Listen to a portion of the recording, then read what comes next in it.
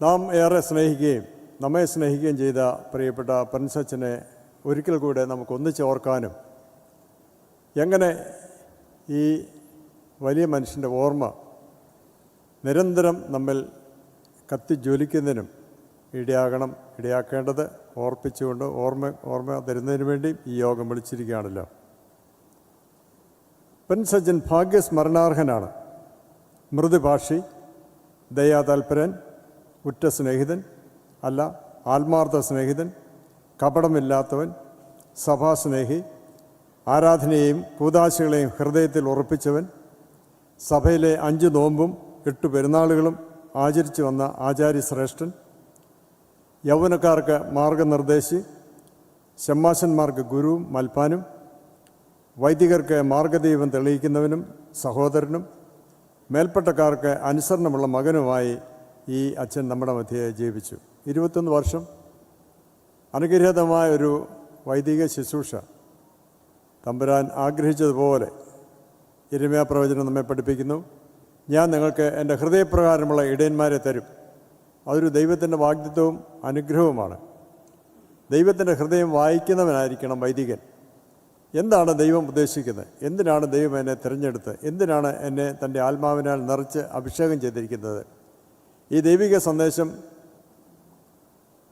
ലോഭമില്ലാതെ, കപടമില്ലാതെ, വാക്ചാതുര്യമില്ലാതെ ദൈവത്തിൻ്റെ ഹൃദയം വായിച്ചിട്ട് അത് പുറപ്പെടുവിപ്പാൻ തക്കോണം ദൈവം തിരഞ്ഞെടുത്ത എല്ലാ വൈദികരെയും ഓർത്ത് സ്തോത്രം ചെയ്യാം. അതിൽ പ്രമുഖനായി നമ്മുടെ മുൻപാകെ 21 വർഷത്തെ ശുശ്രൂഷ പൂർത്തിയാകരിച്ച് ദൈവസന്നിധിയിലേക്ക് വാങ്ങിപ്പോയ അച്ഛനെ ഓർത്ത് നമുക്ക് ഹൃദയപൂർവ്വം നന്ദി പറയാം.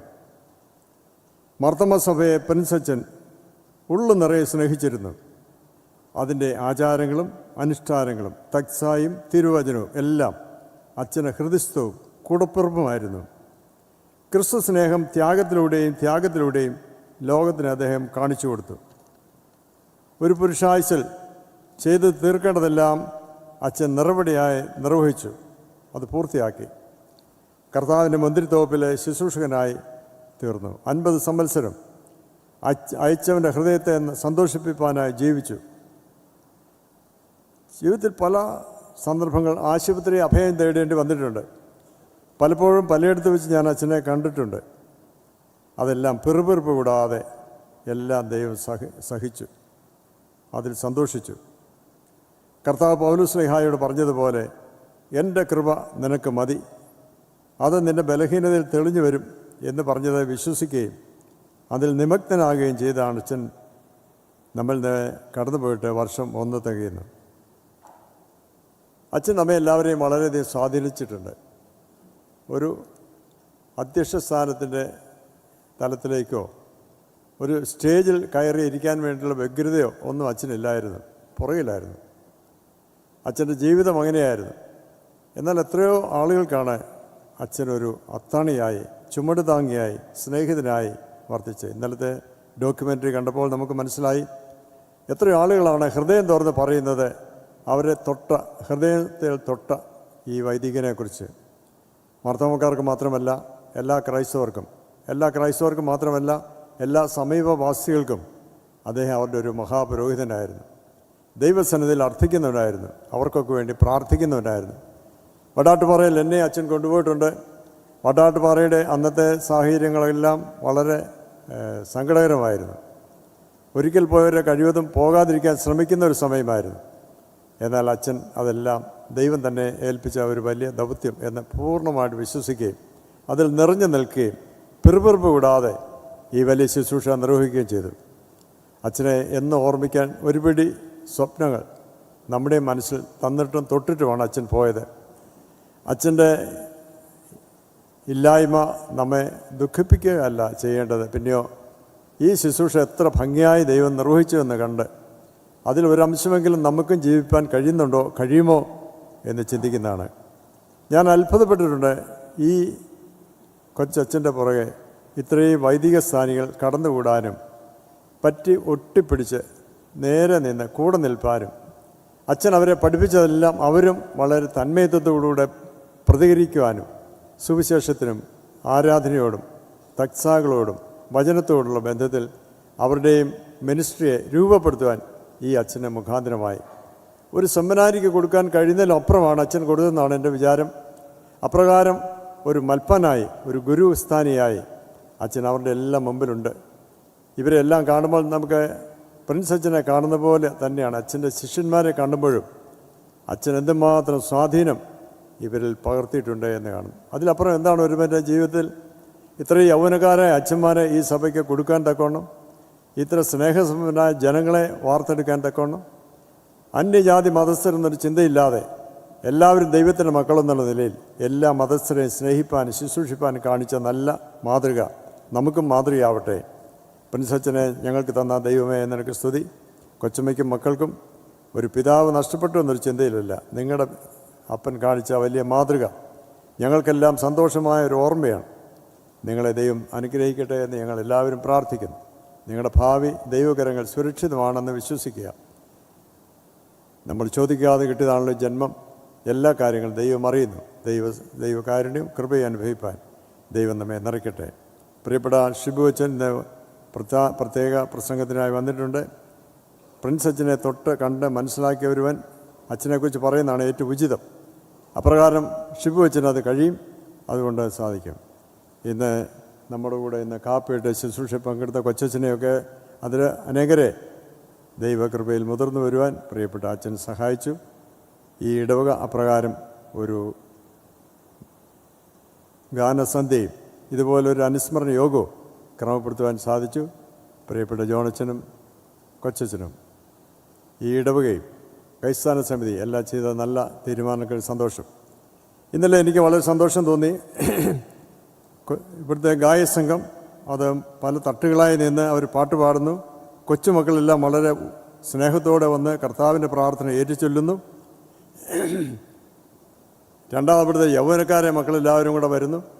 അപ്പോൾ എനിക്ക് ബിജോയോട് പറഞ്ഞു, ഇതിലൊരു 5 പേരെ സഭയ്ക്ക് തരണം. ഇവന്മാർ പ്രിൻസ് അച്ഛൻ്റെ പിൻഗാമികളായി ഇവന്മാരെ രൂപപ്പെടുത്തണം. ഇതിവിടെ ഇരുന്ന് നോക്കുമ്പോൾ സഭ ശൂന്യമായതുപോലെ തോന്നും. രാവിലെ കണ്ട ആളുകളൊന്നുമില്ല, അതൊന്നും പ്രശ്നമല്ല.